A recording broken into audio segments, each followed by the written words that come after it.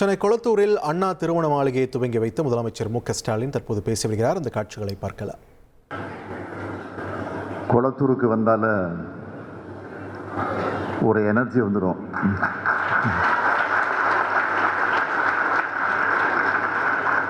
ஒரு உற்சாகம் வந்துடும், வேகம் வந்துடும், ஒரு புத்துணர்ச்சி வந்துடும்.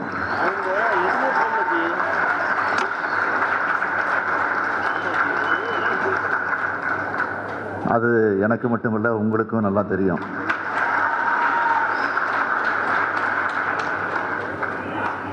அதுலேயும் மணவிழா, மணக்கோலம் கொண்டிருக்கக்கூடிய மணமக்களை எல்லாம் நான் பார்க்கிறேன்.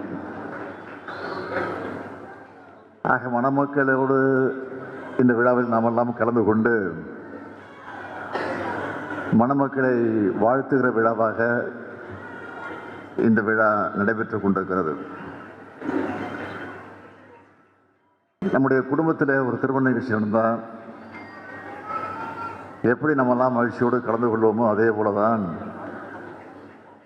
இந்த திருமண நிகழ்ச்சியில் அத்தனை பேருமே, நான் மட்டும் இல்லை, நம்முடைய அமைச்சர்கள் மட்டுமில்லை, வந்திருக்கக்கூடிய அத்தனை பேருமே அந்த உணர்வோடு தான் இந்த விழாவிலே கலந்து கொண்டிருக்கிறோம். யாராவது கொளத்தூர்னு பேர் சொன்னாவே அது சாதனை,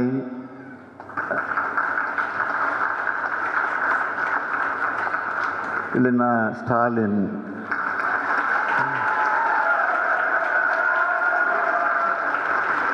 என்று ஞாபகத்துக்கு வரக்கூடிய அளவுக்கு இந்த தொகுதியில் நான் 2 கலந்திருக்கிறேன் என்பது உங்களுக்கெல்லாம் நன்றாக தெரியும்.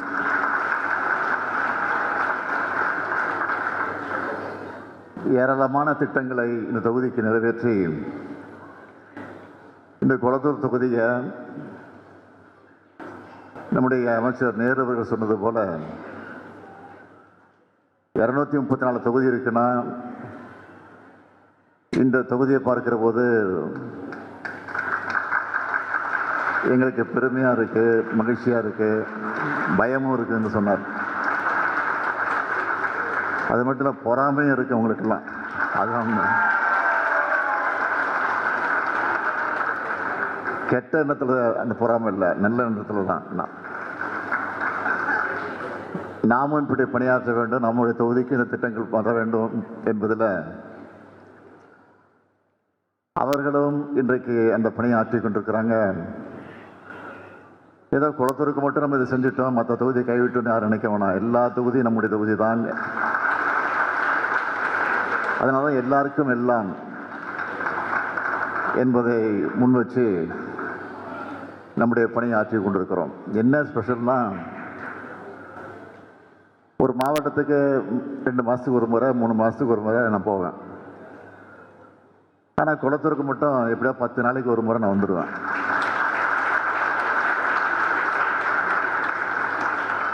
வரலன்னு கொஞ்சம் இருந்துட்டா, இல்லை ஒரு நாளைக்கு ரெஸ்ட் எடுக்கலாம்னு நினச்சிட்டா சேகர்பாபு விட மாட்டார். என்ன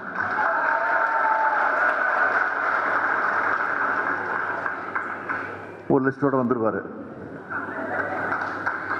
பெரிய பட்டியலை காட்டுவார் என்கிட்ட. அவர் வர்றதுக்கு முன்னாடி செல்ஃபோனில், வாட்ஸ்அப்பில் ஒரு பட்டியல் அனுப்பிச்சிடுவார் முதல்ல. ஏன்னா திடீர்னு கொடுக்கும்போது நான் ஷாக் ஆகிடக்கூடாது, அதிர்ச்சி ஆகிடக்கூடாதுன்னு ரொம்ப சாமர்த்தியமாக அந்த லிஸ்ட்டை அனுப்பிச்சிடுவார். அதில் ஒரு 10 பேராவது, 10 பட்டியலாவது இருக்கும் நிச்சயமாக. 2 அடிக்கல் நாட்டு விழா இருக்கும், 2 திறப்பு விழா இருக்கும், கட்சி நிகழ்ச்சி தான் 2 இருக்கும். இப்படி ஒரு பட்டியல் போட்டு 2 கொடுத்துருவார். அப்படி கொடுத்தா தான், கொடுத்து அந்த நிகழ்ச்சிக்கு நான் வந்தால் தான் எனக்கும் அதில் ஒரு திருப்தி ஏற்படும்.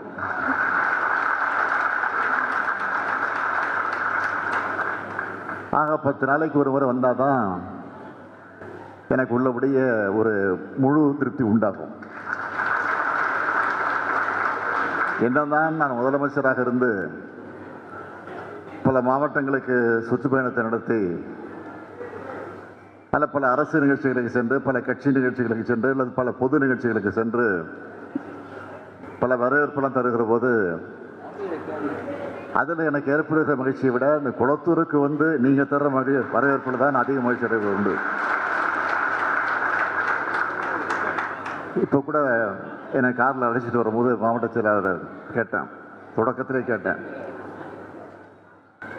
இரு பக்கமும் சாலையில் இருபுறங்களும் மக்கள் நிற்கிறாங்களே, இளைஞர்கள் மகளிர் தாய்மார்கள்லாம் நின்றுட்டு இருக்காங்க, வரவேற்பு கொடுக்குறாங்க, இறங்கிட்டுமான்னு கேட்டேன். இல்லை இல்லை கிட்ட போனோன்னு இறங்கிக்கலான்னாரு. என்னன்னு தெரியல, முதல்ல இறங்கிட்டு சொல்லுவார். ஆனால் இன்னைக்கு என்ன கிட்ட போனால் இறங்கிக்கலாம்னு சொல்லுவார். நேரத்தை நிர்ணயிக்கிறது சொன்னாரா என்னன்னு தெரியாது.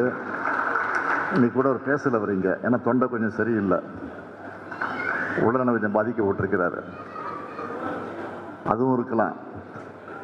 இருந்தாலும் பாய் தூரம் வந்த உடனே அவர்கிட்ட சொல்லாமே நான் இறங்கிட்டேன் காரை விட்டு.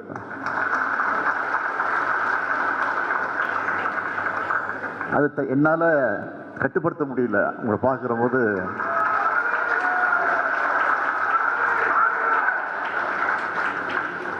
ஆட்டோமேட்டிக்காக இறங்கிடுறேன். அதான் விஷயம், வேறு ஒன்றும் இல்லை. எப்போவுமே நான் அடிக்கடி சொல்வது உண்டு, இந்த தொகுதியை பொறுத்த வரைக்கும் ஏதோ முதலமைச்சராக இல்லை, சட்டமன்ற உறுப்பினராக மட்டும் இல்லை, ஏற்கனவே இருந்த எதிர்க்கட்சி தலைவராக மட்டும் இல்லை, ஏற்கனவே இருந்த மேயராக மட்டும் இல்லை, எப்பொழுதும் உங்கள் வீட்டு பிள்ளையாக, உங்கள் செல்ல பிள்ளையாக, குறிப்பாக சொல்லணும்னா ஒரு நல்ல பிள்ளையாக இருக்க வேண்டும் என்பதில் நான் மகிழ்ச்சி உண்டு. அப்படித்தான் இருக்கிறேன் என்று நான் நம்புகிறேன். நீங்களும் அந்த நம்பிக்கையோடு இருப்பீங்கன்னு எனக்கு எண்ணம் உண்டு. இங்கே இந்த தொகுதியில் நாம் ஏற்படுத்தியிருக்கக்கூடிய திட்டங்களை பார்க்கிற போது இது திராவிட மாடல் ஆட்சியினுடைய திட்டம் என்று இன்றைக்கு மட்டுமல்ல என்றைக்கும் அது மக்களிடத்தில் பேசக்கூடிய, மக்களிடத்தில் பதியக்கூடிய அளவுக்கு பல திட்டங்களை நாம் இந்த தொகுதிக்கு ஆற்றியிருக்கிறோம். எடுத்துக்காட்டுக்கு சொல்லணும்னா, கொரோனா ஏற்பட்ட போது அப்போ நம்ம எதிர்க்கட்சியில் இருந்தோம். கொரோனா காலகட்டத்துக்கு பிறகு பார்த்தீங்கன்னா பணிச்சூழல் பெருமளவு மாறிடுச்சு. குறிப்பாக ஐடி துறையில் வேலை செய்கிறவங்க ஒர்க் ஃப்ரம் ஹோம் பண்ணுறாங்க. பல தொழில் முனைவோர் உருவாகியிருக்காங்க. இவங்களுக்கெல்லாம் ஆஃபீஸ் ஸ்பேஸ் வேணும்னு சிந்திச்சு தான் நாம் உருவாக்கி இருக்கக்கூடிய திட்டம்தான் முதல்வர் படைப்பகம். அடுத்து இந்த குளத்தூர் தொகுதிக்கு மட்டுமில்லை, சுற்றி இருக்கக்கூடிய பல்வேறு தொகுதிகள், புழலை பார்க்குறோம், மாதவரத்தை பார்க்குறோம், வடசென்னையில் இருக்கக்கூடிய பல தொகுதிகளை பார்க்குறோம். இன்றைக்கி ஜிஹெச் எடுத்துக்கிட்டா, ராஜீவ்காந்தி ஹாஸ்பிட்டல் எடுத்துக்கிட்டா, அது மாதிரி ஸ்டான்லி ஹாஸ்பிட்டல் எடுத்துக்கிட்டா, அங்கெல்லாம் கூட்டம் நிரம்பி வழியுது. அதனால் அந்த கூட்டத்தை ஓரளவுக்கு குறைக்கணும் என்பதற்காக இங்கே ஏற்கனவே செயல்பட்டு கொண்டிருந்த பெரியார் நகர் மருத்துவமனை அதை தரத்தை உயர்த்தணும், எளிதில் அணுகக்கூடிய அளவில் மருத்துவம் கிடைக்கணும்னு திட்டமிட்டு ஒரு பெரிய மருத்துவமனையை உருவாக்கி ஸ்டான்லியை விட, ராஜீவ்காந்தி மருத்துவமனையை விட கிண்டியில் அமைந்திருக்கக்கூடிய அரசு மருத்துவமனையை விட சிறப்பான மருத்துவமனைகள் ஒன்றாக இன்றைக்கு நம்முடைய பெரியார் மருத்துவமனை விளங்கி கொண்டிருக்கிறது. அடுத்து குளத்தூர்னாவே இந்த வண்ண மீன்கள் தான் நமக்கு நினைப்பு வரும். நம்ம எதிர்க்கட்சியாக இருந்தப்போ வாக்காளர்களை சந்திக்க வந்த நேரத்தில் அந்த வண்ண மீன் தொழில் செய்து கொண்டிருந்த அந்த தோழர்கள், தாய்மார்கள், அந்த குடும்பத்தை சேர்ந்தவர்களெல்லாம் இதுக்கு எப்படியாவது ஒரு விடிவு காலத்தை ஏற்படுத்தணும், இதற்கு வசதி செய்து தரணும், எங்களுக்கு ஒரு பெரிய கடையை கட்டித்தரணும், அங்காடி கட்டித்தரணும்னு ஒரு கோரிக்கை வச்சாங்க. அதில் பல சட்ட சிக்கல்கள்லாம் இருந்துச்சு. அந்த சட்ட சிக்கல்கள் எல்லாம் நம்முடைய சேகர்பாபு அவர்கள் முன்னின்று,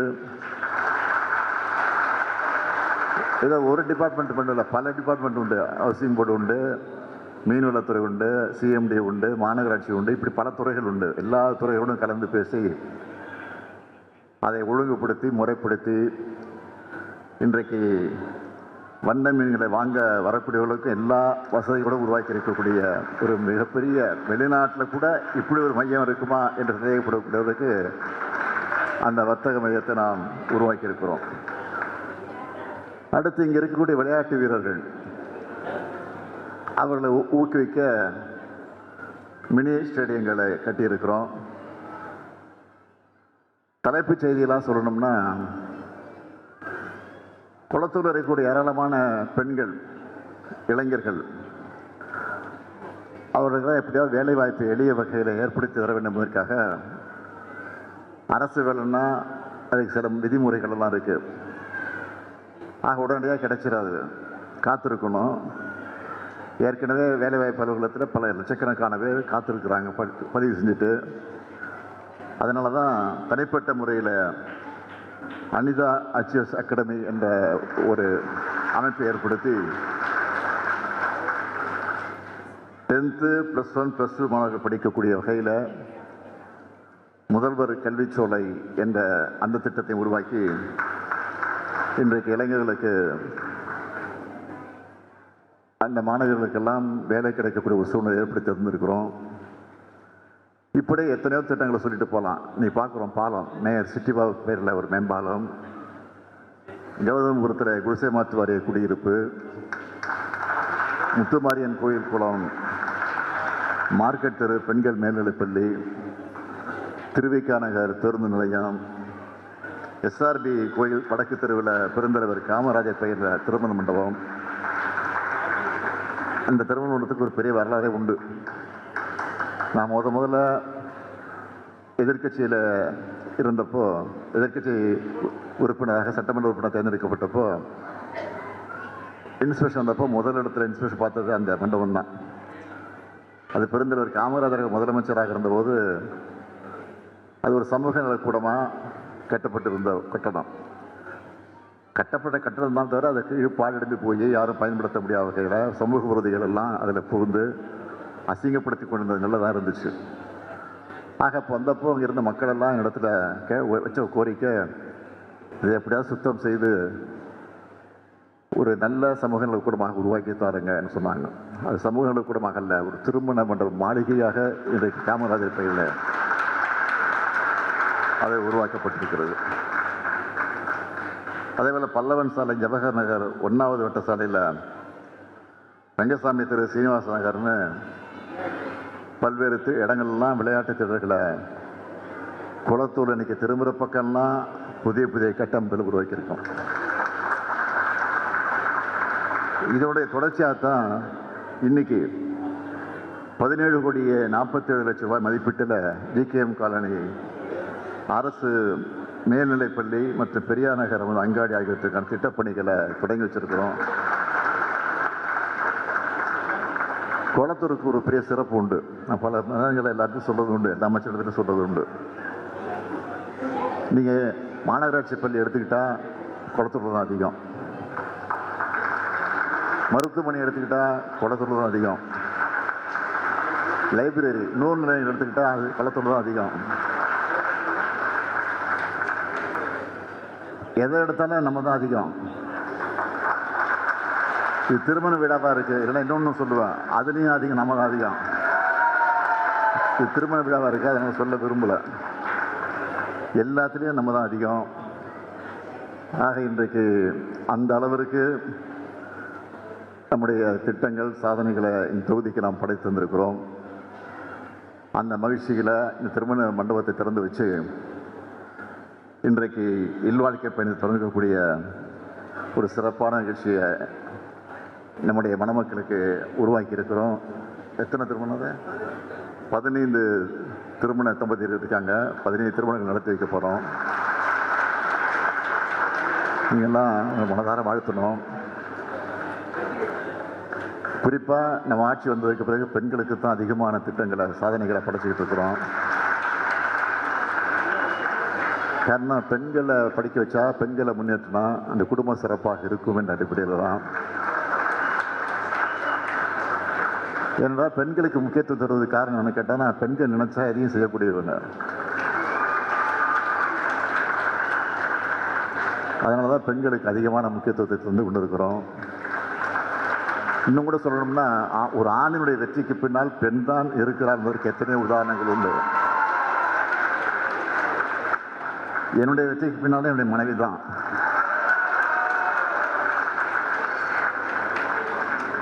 நான் மட்டும் இல்லை, சேகர் பாபா இருந்தாலும் சரி, நேருவாக இருந்தாலும் சரி, இங்கே இருக்க நீங்களாக இருந்தாலும் சரி. ஓராண்டு காலம் நான் மிஸ்ஸால் இருந்தப்போ என்னுடைய மனதை கோபித்து கொண்டு ஒரு அப்செட் ஆகி ஏதாவது முடிவு எடுத்துருந்தா என்னால் என்ன ஆயிருக்கும்னு நினச்சி பாருங்கள். தாங்கி கொண்டு பொறுமையாக இருந்து எவ்வளோ கொடுமைகள் எனக்கு வந்த நேரத்தில் நான் தாங்கி கொண்டு என்னை ஊக்கப்படுத்தி உற்சாகப்படுத்திய காரணத்தினால தான் இன்றைக்கி இந்த நிலைக்கு நான் வந்திருக்கிறேன். அதே மாதிரி தான் ஒவ்வொருத்தரும். அதனால தான் மணமக்களை நான் கேட்டுக்கொள்ள விரும்புவது, மணமகனத்தில் நான் பணிவோடு கேட்டுக்கொள்ள விரும்புவது, பொண்டாட்டி சொன்னால் கேட்டுக்கணும் என்ற அந்த நிலையில்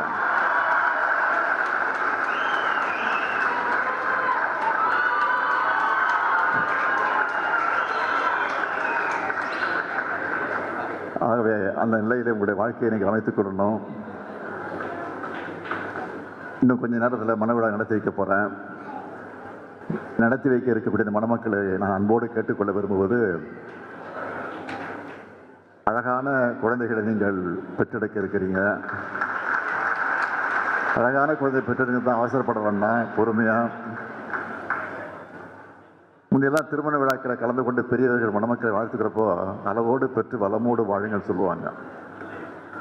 ஆனால் இப்போ யாரும் பார்த்தீங்கன்னா யாரும் சொல்கிறதில்ல. அதை சொன்னால் தப்பாக புரிஞ்சு கொள்ளக்கூடாது. முதல்ல என்ன சொல்லுவாங்கன்னா, 16 பெற்று பெருவாழ்வுன்னு சொல்லுவாங்க. இப்போ என்னென்னா, 16 பெற்று பெருவாழ்வு சொல்கிறத விட அளவோடு பெற்று வளமோடு வாழுங்கன்னு தான் இப்போ. முன்பெல்லாம் பார்த்தீங்க, சிவப்பு முக்கோணம் போட்டு நாம் இருவர் நமக்கு மூவர்னு போடுவாங்க. அது படிப்படியாக கொஞ்சம் நாம் இருவர் நமக்கு இருவர்னு போட்டாங்க. இப்போ என்ன, நாம் இருவர் நமக்கு ஒருவர். நாளைக்கு இதுவும் மாறலாம், நாம் இருவர் நமக்கே இன்னொருவர் என்று சொல்லி நடந்தாலும் ஆச்சரியம் இல்லை.